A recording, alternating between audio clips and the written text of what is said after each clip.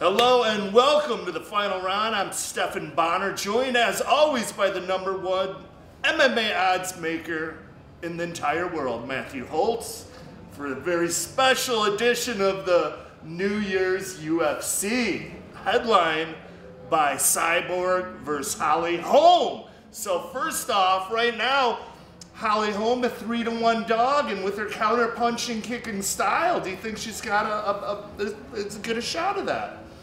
I don't want to lay the 360, let me just put it that way. I do think a little bit of the matchmaking here is Holm's name, not necessarily Holm deserving another title shot. I mean, she did lose at this weight to Nurmagomedov, which...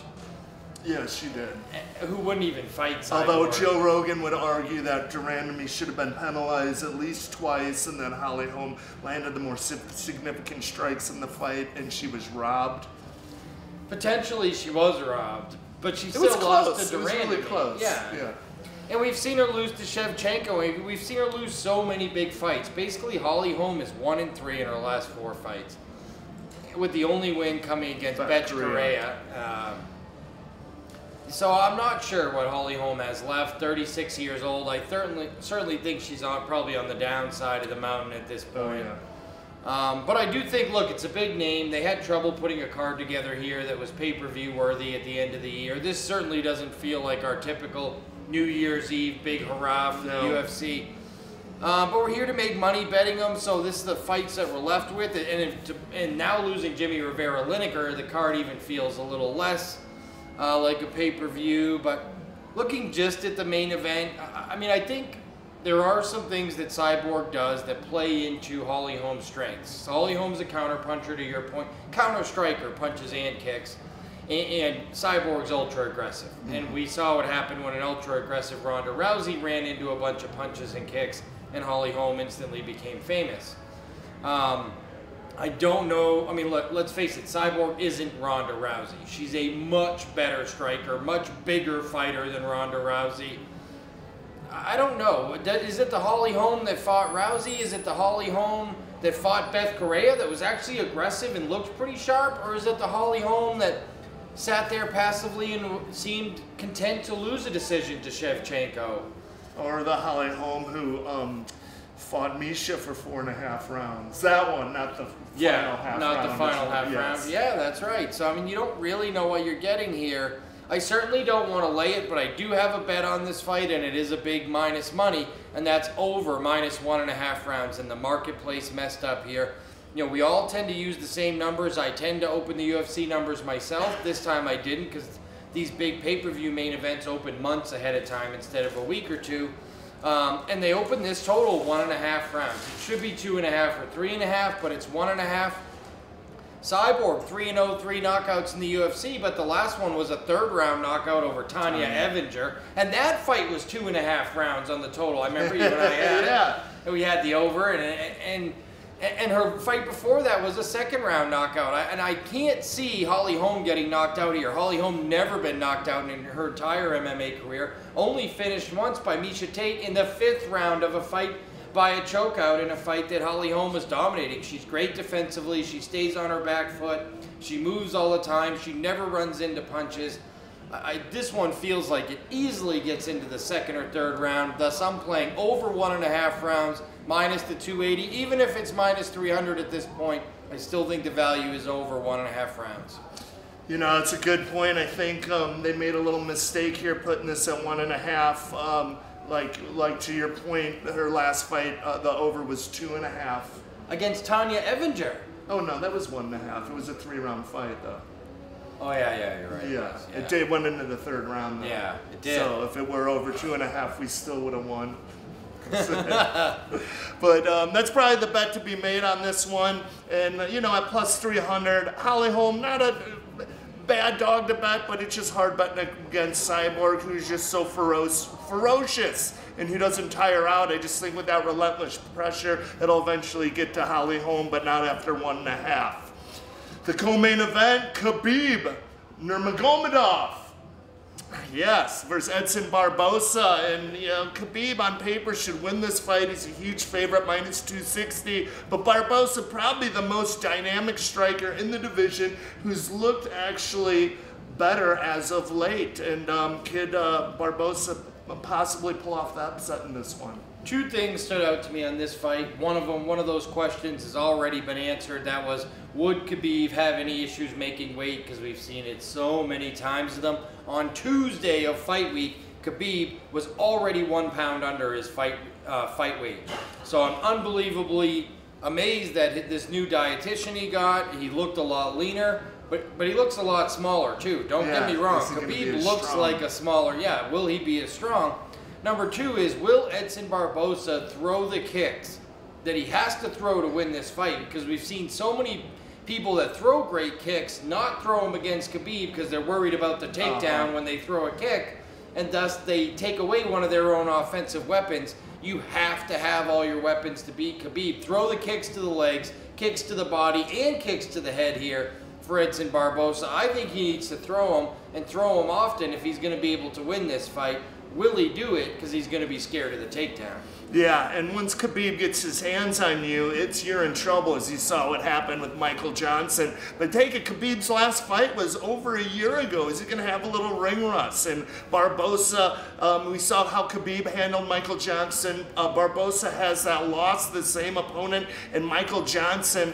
And we also saw Barboza lose to Donald Cerrone and Tony Ferguson, which no shame in that. Those guys are kind of at the top of the game, especially, in the 155-pound division. And, I like this. I like Khabib in a parlay. The one thing that makes me worried about Khabib is his defense. Like, he doesn't have the best defense. He gets hit with a lot of shots, and if you're eating Barboza's shots too early, that could spell the end. And come on, as Khabib really faced as dynamic of a striker as Edson Barboza. He's 24-0. He's won all his fights, but against guys like RDA, Gleison Tibau, Abel Trujillo, Michael Johnson, not the same caliber of strikers as Edson Barboza. And he's only fought twice since April 19th, 2014. Khabib has only fought twice, and one of those against Daryl Horcher. I mean, what did that teach you of him fighting Daryl Horcher? So basically he has one fight against a meaningful opponent in 3 years, and that was Michael Johnson. And Michael Johnson hit him with a ferocious left hand in the first round, because Khabib doesn't have great striking defense. But he was able to take these big strikers down. He was able to take Rafael dos Anjos down. He was able to take Michael Johnson down, and nobody gets up when he gets on top. But he looks a lot leaner for this fight. Look, I can't bet this fight.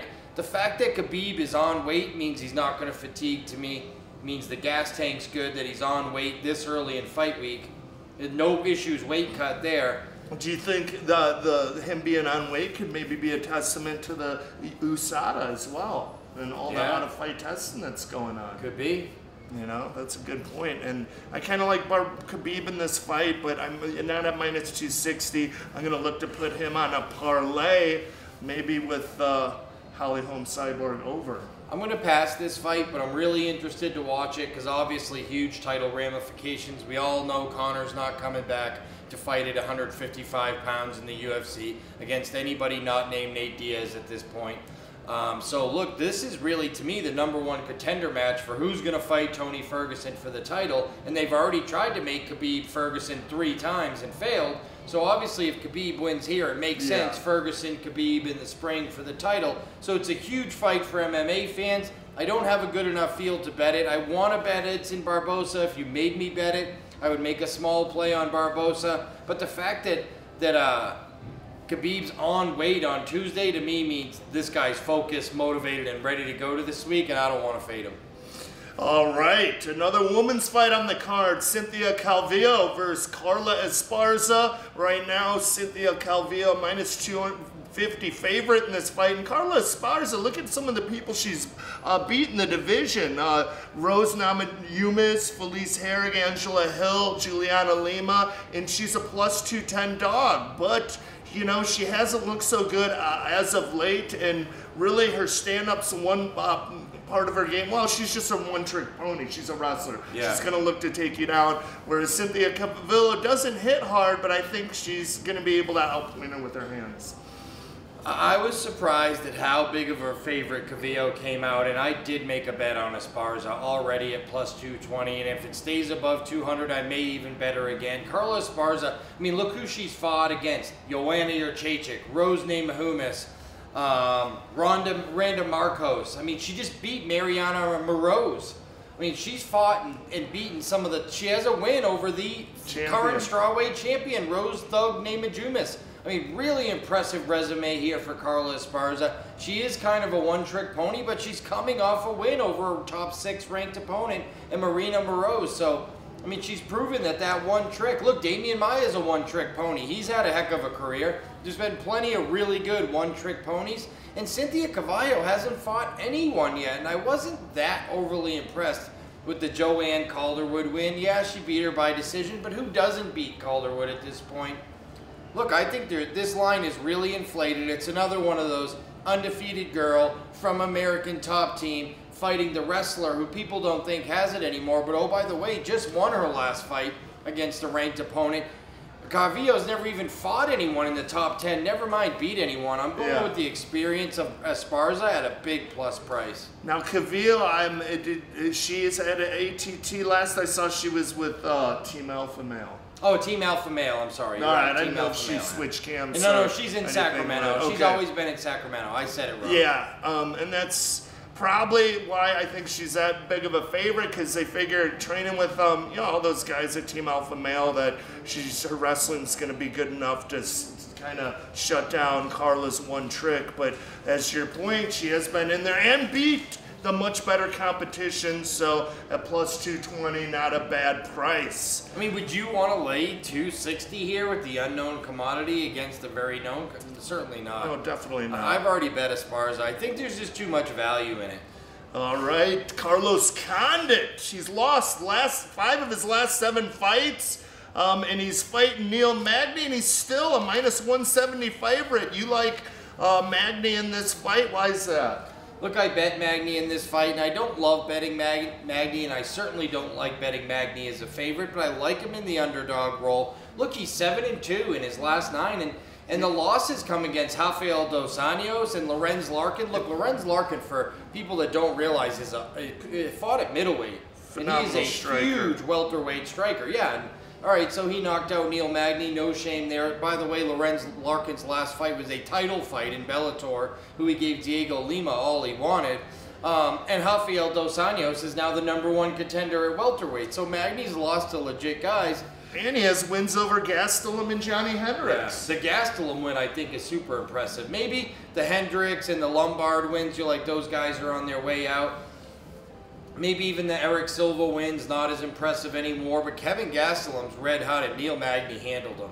And the problem with Carlos Condit is the only wins he has in his last 7 fights are Thiago Alves and Martin Kampmann, and that goes all the way back to 2012. Since 2012, the only 2 guys that Carlos Condit has beaten, Martin Kampmann and what's the other one and Thiago Alves. And an older Thiago Alves in a close fight. I mean, he lost to Woodley, lost to St. Pierre, lost to Hendricks, lost to Lawler.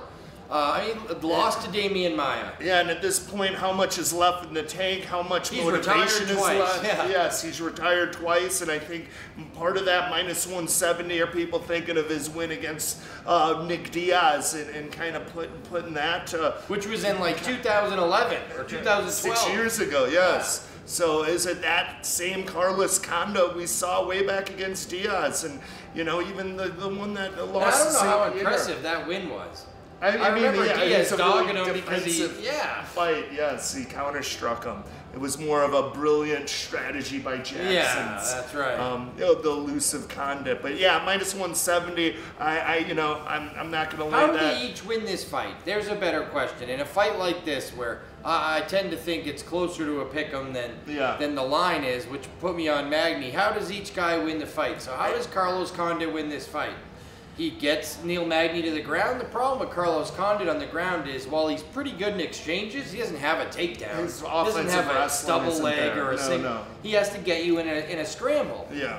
So Neil Magny's not going to go for takedowns here. Neil Magny's taller, longer, younger, stronger, more active. He's fought 6 times since 2015. So in the last 2.5 years. This will be Neil Magny's 7th fight. He's the more active guy. What does Carlos Condit do to win this fight? Maybe he lands a big shot. Yeah, or like the Diaz fight, he technically outstrikes him and outpoints him. Boy, that was tough against Magny, who's so long. Because Magny's not Carlos uber is aggressive. a long guy too. Yeah. They're both, what, 6'2", I believe? Yeah, they're both long, slender guys. Yeah, but Magny's not a... better. Yeah, maybe he does that. So, yes. Yeah, and then -170. I want no part of Condit. The only bet here is the dog. All right, another huge underdog, Michael. Throw this one out there. Let's hear Oleksiejczuk. Oleksiejczuk. That's right? Pretty good. Yeah, that was really solid. Versus Khalil Roundtree. Try it. Roundtree, a -300 favorite in this fight. He's 3-2 in the UFC, but you know we've seen him struggle with wrestlers, like in the tough finale to Andrew Sanchez. He just got out wrestled. He is really powerful striker, heavy hands. He knocks people out when he hits them. And at -300, you thinking about betting the dog here? I was. I mean, Roundtree's 2-0 his last 2 fights, both first-round knockouts. To your point, he's a huge puncher. In fact, his last 3 fights have all only gone 1 round, as Tyson Pedro rear naked choked him in the first. Then he had 2 straight first-round KOs. But I keep going back to that Sanchez fight, and I can't get it out of my mind because I've never seen Roundtree get out of the first round since. He never has. What happens when this guy gets out of the first round? Does that gas tank hold up? And I just don't know, and there's no way I'm laying 300 that his gas tank does hold up. But on the other part of it, what do we know against this kid? He's won 9 in a row, all on the regional Polish circuit. Yeah. He looks like he should be fighting a weight class down, probably. Definitely. Yes. Yeah, you can tell he cuts no weight coming from Europe. He has a little bang. He's got a little power. I mean, what was the knockouts I saw were 8 KOs and 12 wins, so he's got a little pop. Against tomato cans. So we don't really know anything about him. The only thing I know in this fight is Khalil Roundtree's gas tank scares me. It's questionable. And the under on this fight is -190. So basically, with a -300 and -190 at 1.5, they're saying Roundtree by first round KO. But what happens if that result doesn't come home? It's kind of like a correlated parlay. Roundtree's -300 and the under on the 1.5's -190. So they're telling you Roundtree's going to take this guy out in the first. But what happens if he doesn't? Does he have anything left in the second? Because I've seen him before when he didn't look like he did. We don't know. All right. Dan Hooker versus Mark Diakese. And right now, am I saying that right? Diakese? Yeah, Mark Diakese. He's a -180 favorite. He's 3-1 in the UFC. His lone loss being a split decision loss to Jakar Close. And Dan, in a close fight. In a close fight to Jakar Close. And Dan Hooker, though, he's 4-3 in the UFC, but his losses have all been decisions against guys who've kind of outworked him. Yair Rodriguez, Maximo Blanco, and Jason Knight. Is it worth going with the dog here? Can Dan Hooker win? He's a Muay Thai fighter. He trains at Tiger Muay Thai in Thailand. Yeah. Could he just keep this fight standing and win a kickboxing match? I actually like Bone Crusher here. And he's another one of those guys. He did lose the close fight. He came in a little bit overconfident in there. But he's only, 23 years old, I think? Diakese, I just call him Bone Crusher by his ring name. Let's do that. Look, Bone Crusher's only 23. I wrote it down. He's really young. 24 years old now. And he hits hard. When he hits people, they drop. And I feel like he's one of those guys who came in just trying to knock everybody out, but looks like he's developing his game a little bit now. I actually kind of like him in this spot. Hooker, to me, look, the Jason Knight loss isn't so impressive after Jason Knight's last fight, which was an embarrassing one-sided domination. He got destroyed by a mediocre guy. And Maximo Blanco, that loss isn't too impressive anymore either. Yair Rodriguez, okay. I mean, Yair Rodriguez. Well, and then he gets destroyed by Frankie, and you're like, So, I mean, I'm not a huge fan of Hooker. The Australian guys as a whole, there's not many of the Australian guys other than Robert Whittaker, who I tend to back. Nothing personal against Australian MMA. New Zealand, actually, but close enough. But I like Bone Crusher here. I actually made a 1-unit play on the favorite here. I had to lay 170. The line came down a little bit. Open 180. I think there's even some 165s now. But I'm going to go ahead with Bone Crusher on this one. I like the favorite. I think he's younger, hits harder, more athletic. I think he could be out-wrestled in this fight, but I don't think Hooker's the kind of guy that wants to wrestle him. And I think Bone Crusher actually might get a stoppage here. Yeah, I don't see Dan Hooker going for takedowns. He usually doesn't. He's kind of a tall, lanky guy who likes to keep the fight standing. And at minus 165, if you could get it, a good bet, Mark Diakese. Moving on, Miles Jury, Rick Glenn. I really like Jury in this fight. He is minus 225. I mean, look at his fights. Like he's got a split decision loss to Elliot Quina and a decision loss to Donald Cerrone at 155. And then he got a guillotine choke by Charles Oliveira. But this guy is solid. At one time, he was 6-0 in the UFC at 155 pounds. Rick Glenn is a striker from Rufus's in Milwaukee. But like, the one thing about Rick Glenn is his wrestling and grappling game is terrible. Miles Jury is a higher fight IQ, and he's just a more complete fighter. If he needs to get the fight to the ground, he can and he will, and I think he'll do it in this fight and exploit Rick Glenn's subpar ground game. Second total of the card here for me. I actually bet this fight under. Look, Rick Glenn, 11 knockouts and 20 wins. To your point, the brawler from Rufus Sport. Really tall, long, able to use that long reach to land punches and kicks. Knows how to did it effectively in World Series of Fighting. Has done it effectively here. 2 straight wins in the UFC. On the other side of it, Miles Jury, 8 knockouts, 5 submissions, out of 16 wins. So 13 out of 16 finishes for him out of his wins. And the under is plus 155 and at 2.5 rounds. So basically, I'm just betting this fight doesn't go the distance with 2 finishers in there.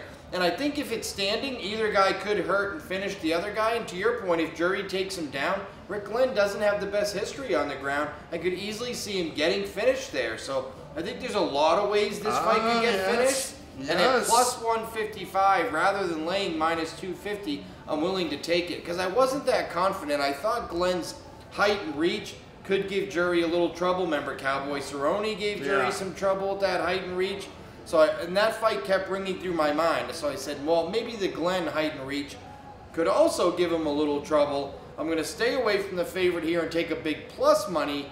Under 2.5 rounds, plus 155. Excellent bet there, Matt. See, I'm usually I go who's going to win and how. But these over-unders, you know, I haven't had the best luck with them in the past, but, you know, maybe I'll play that one. All right, down to the last couple fights. Luis Smolka, he was at one time ranked in the, I think, number 6 or 7. He is fighting Mateus Nicolau.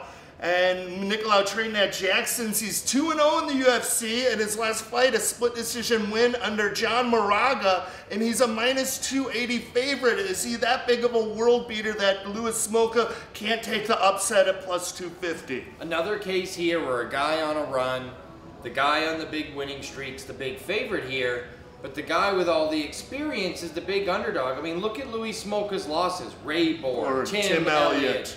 Brandon Bam Bam Moreno, who was the main evented UFC Mexico down there. This is a legit list. Also beat Ben Nguyen, who just choked out Tim Elliott. Yes. I mean, this is a really impressive resume for Luis Smolka, although he hasn't always been on the right side of these fights lately. Really talented guy, super tall and long, fighting out of that Hawaii elite team. Against a Brazilian guy here, and Pereira, who we don't really know, 2-0 in the UFC. Controversial, least close, a split decision win against John Moraga. And what's John Moraga really got left at this point anyway? So I don't really know. To me, you have to play Smolka or nothing, but Smolka has not looked good lately. He's had issues cutting weight. I remember in the, who was the Ray Borg fight, Borg was like 8 pounds overweight for that fight, and Luis Smolka had a weight cut from hell, but made it. So he was like completely drained, and on the other side, Borg was 8 pounds over and just dominated him. So I throw that fight out anyway. But you have to watch the weigh-ins with Luis Smolka because he's so tall. If you remember Cole Miller, when he used to fight at featherweight, Cole Miller sometimes didn't look like it was going to be, he looked like Skeletor, and you said this isn't going to be a good night for Cole. Luis Smolka's that kind of guy. He's not just tall for 125, he's so tall. I think he's 6 feet tall, Luis Smolka. And at 125, that's crazy. Yeah, that's hard to make that weight.